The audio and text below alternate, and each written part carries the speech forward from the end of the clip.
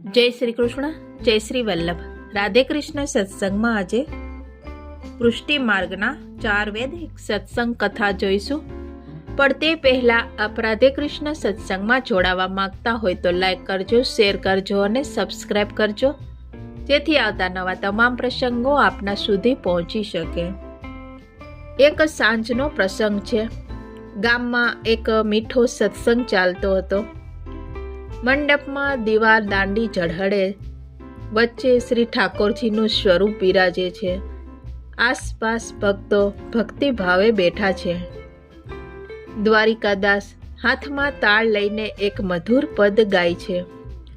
આ પુષ્ટિ માર્ગના 4 વેદને જાણોજી, તેમાં ચિત્ત નિષદીન રાખી રસ માણોજી.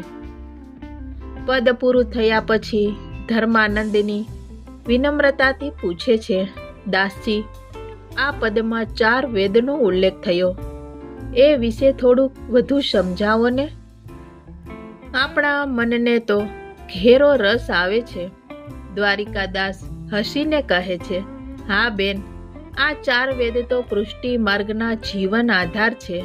જેમ સંસારના વેદ છે, એમ આપણા માર્ગમાં પણ વેદ છે. પ્રથમ વેદ શ્રી વલ્લભ વરની વાણી. આ તો શ્રી મહાપ્રભુજીના સીધા ઉપદેશ, વાણી અને શ્લોક છે, જેમાં શ્રી સુબોધિની અથવા તો સિદ્ધાંત રહસ્યમાં તેમણે લખેલા અમૃત વચન, એમાં જ આપણને જીવનનો સાચો માર્ગ મળે છે. બીજો વેદ છે શ્રી વલ્લભાખ્યાન.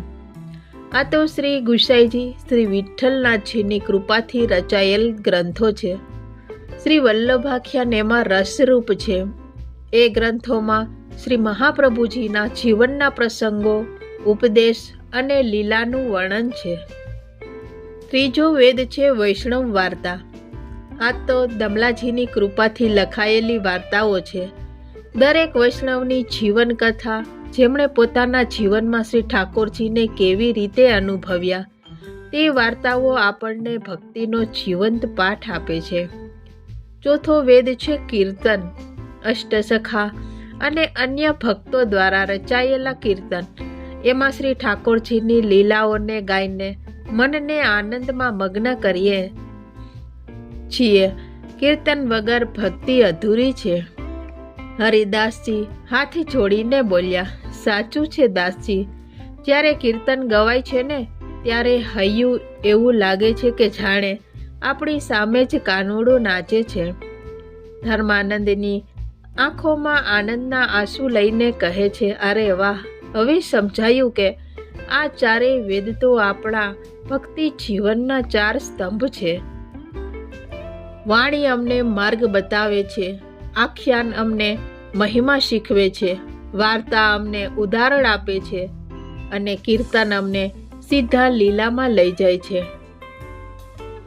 દ્વારિકાદાસ અંતે કહે છે કે હા બેન, સાચું કહ્યું. જે ભક્ત આ 4 વેદને રોજ સ્મરે, સાંભળે અને ગાય, એનું ચિત્ત નિશ્ચિતપણે પુષ્ટિ રસમાં નાઈ જાય છે. એ જ તો શ્રી વલ્લભના દાસનો જીવંત અનુભવ છે.